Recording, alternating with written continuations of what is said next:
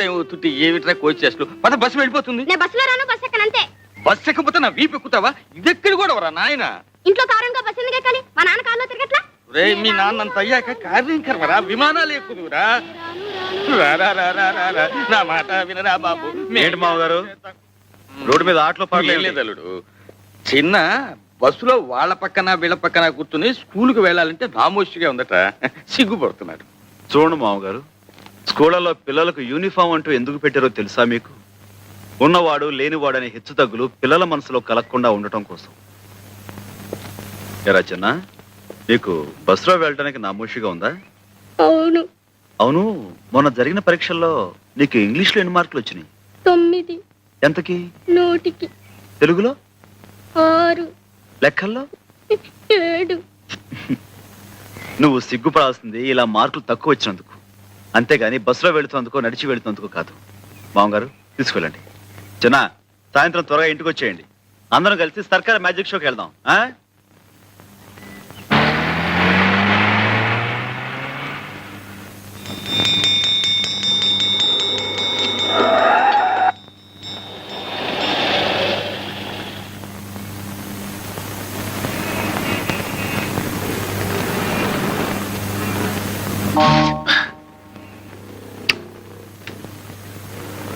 ఏంట్రా పడుకున్నావు? ఆకలి వస్తుంది.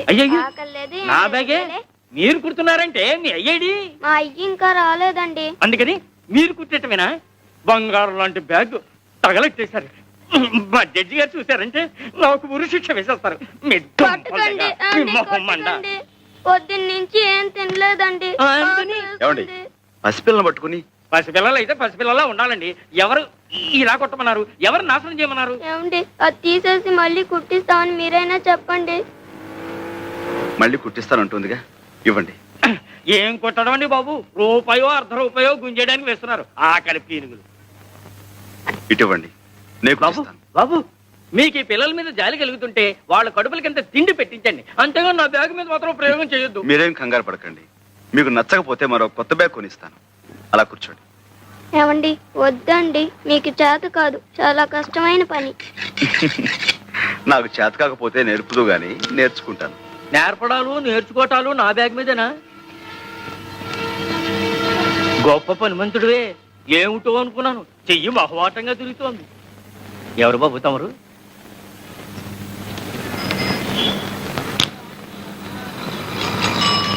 ఇదిగో ఎవరైనా? సాంబశివరావుని రాయలసీమ మార్ట్ కంపెనీ ఓనర్ గారు.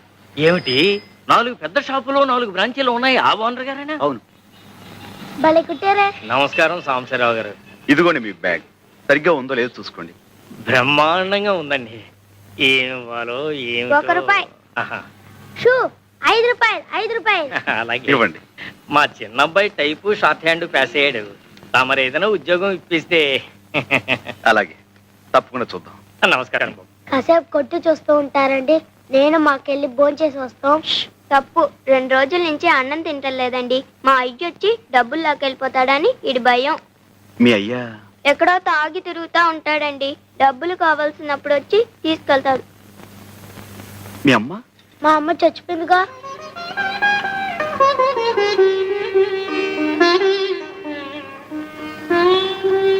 రండి, నాతో రండి. ఎక్కడికి? మీకు ఆకలి అవుతుందన్నారుగా, నువ్వు ఇక్కడే ఉండి వీళ్ళ నాన్న రాగానే మన ఫ్యాక్టరీ తీసుకురా. ఎక్కండి. సాయిరమ్మా, మార్నింగ్ స్టార్, సైజ్ నెంబర్ 8. ఉండవే, ఏం రాసావే? నేను సార్ అంటుంటే ఏమిటి ఏమిటి ఏమిటి ఇంట్లో లాగా చెప్పండి. Morning star. నమస్కారం సార్. నమస్కారం sir. Morning star, size number 9. ఏం కావాలి? 85, బంగారీ సార్. దగ్గరుండి వీళ్ళకి ఏం కావాలో చూడు. మీరండి అమ్మా. చూడండమ్మా. మీ సెలక్షన్ అయిపోయిందా సార్? ఏంటి, చెప్పులు చూపిస్తున్నావా? లేటెస్ట్ వచ్చి ఇవి చూడండి సార్. ఇలాంటి చూపించవయ్యా. రండి అమ్మా. చెప్పులు బాగున్నాయా? పదండి. ఇందులో 9 సైజ్ ఉందా? మరడయా, లోపలికి వస్తారా?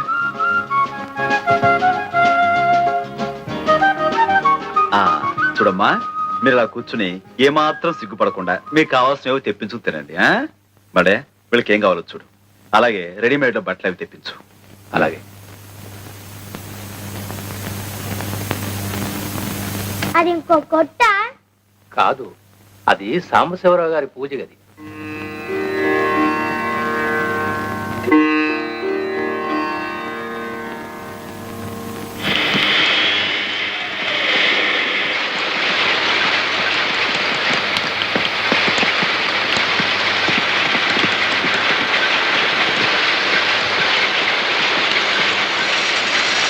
అయ్యగారు ఎక్కడ? లోపల ఉన్నారు. చూడు. సార్, ఆ పిల్లలు నాన్న వచ్చాయండి. నువ్వేనా? నమస్కారం బాబు. ఇందాక తమరు మా షాప్కి వచ్చారంట. మా ఆవిడ ఆసుపత్రిలో ఉంటే అక్కడికి వెళ్ళాను బాబు. క్షమించండి బాబు. ఆహా, హాస్పిటల్లో ఉందా? చెప్తాం బాబు. ఆవిడికి ఎలా ఉంది ఇప్పుడు? ఆపరేషన్ చేస్తే గానీ బతికి పట్టకట్టదన్నారు బాబు. పెట్టలేదన్నా 200-300 కావాలి. ఇప్పుడు ఎక్కడి నుంచి తెచ్చాను? ఏరా, మీ అమ్మ హాస్పిటల్లో ఉంటే చచ్చిపోయిందని చెప్పావేమిటి? నిజమండి, ఎప్పుడో తెచ్చిపోయింది. ఆయన ఎప్పుడు ఇంతే, అన్ని అబద్ధాలు. అయ్యా, బాబు గారే మాకు ఈ బట్టలన్నీ కొనిచ్చారు. క్షమించండి బాబు. తాగబోతు చచ్చినోడిని అందరిలాగే మీ దగ్గర అబద్ధం చెప్పాను బాబు. తాగుడు, జూతం ఇలాంటి వాటితోనే జీవితం గడిపేయాలనుకునేవాడు ఒక ఆడదాని మెడలో తాళి కట్టకూడదు, సంతానాన్ని కనకూడదు. భార్యని ఎలాగో అర్ధాయుషుతో చంపేశావు. ఉన్న పిల్లలనైనా కాపాడుకో. వాళ్ళని చక్కగా స్కూలు చేర్పిస్తాను. నీకు ఇక్కడే ఓ ఉద్యోగం ఇస్తాను. ఇకనైనా కళ్ళు తెరిచి కుదురుగా బతుకు. దేవుళ్ళు లాంటి వారు కనికరించారు, అంతే చాలు బాబు. లేలే, భలేవాడివే.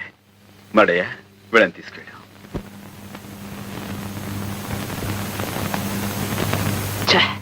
కాంతమ్మా, ఏం బాబు? ఇది కాఫీయా టీయా?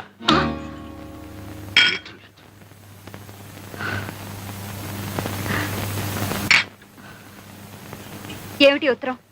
సాంబయ్యని డబ్బు పంపించమని రాసావా? అసలు అతను అడగాల్సిన అవసరం ఏమొచ్చింది? ఏంటి, నేనేదో అతను దోచేసినట్టు మాట్లాడుతున్నా? ఆఫ్టర్ ఆల్ 50,000 వ్యాపారం పెట్టుకోవాలనుకున్నాను, అడిగాను. ఎవరికి ఆఫ్టర్ ఆల్? నీకా సాంబయ్యకా? సాంబాయికే. లక్షలకు లక్షలు సంపాదిస్తున్నాడు. 50,000 ఆఫ్టర్ ఆల్ నథింగ్. ఎడం చేత్తో పారేయచ్చు. అలా అనుకుని పారేయటానికి అతనికి ఏమిటి అవసరం?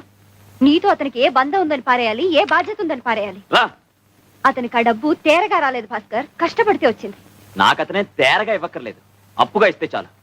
6 నెలల్లో కష్టపడి తీర్చి పారేస్తాను. కష్టమా? నువ్వా? 6 ఏళ్లుగా కష్టపడి నువ్వెంత సంపాదించావు భాస్కర్? ఆహా, నువ్వేదో ఉద్యోగం చేస్తున్నావనా? నా సంపాదన గురించి, నా సామర్థ్యం గురించి అడుగుతున్నా? నేను అడిగేది నీ ఒక్క సంపాదన గురించే కాదు, నిలకడలేని నీ మాట గురించి, కుదురులేని నీ బ్రతుకు గురించి. Shut up! Why should I? This is the truth. 7 ఏళ్లుగా 6 కంపెనీలు మారావు.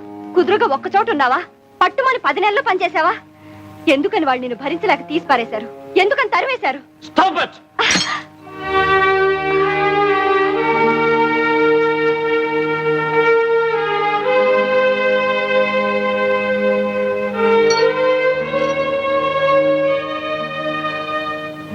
మగవాడి బలహీనత గురించి ఆడది ప్రశ్నించడం మొదలు పెడితే చెయ్యిలాగే పైకి లేస్తుంది. నాకు సరైన ఉద్యోగం దొరకలేదు అని నువ్వు తప్పించుకు తిరుగుతున్నా నేను సహించాను. నా సంపాదన మీదే నీ జల్సాలన్నీ తీర్చుకుంటున్నా సరిపెట్టుకున్నాను. కట్టుకున్న భార్యను గనక బంధాన్ని తెచ్చుకోలేను, బాధల్ని ఎవరితోనూ చెప్పుకోలేను. కానీ ఇప్పుడు నీ స్వార్థం కోసం నువ్వు సాంబయ్య మంచితనాన్ని ఉపయోగించుకోవాలని చూస్తే నేను ఊరుకోను. ఊరుకోక ఏం చేస్తావే? ఆ మాట నా నోటితో అనిపించద్దు.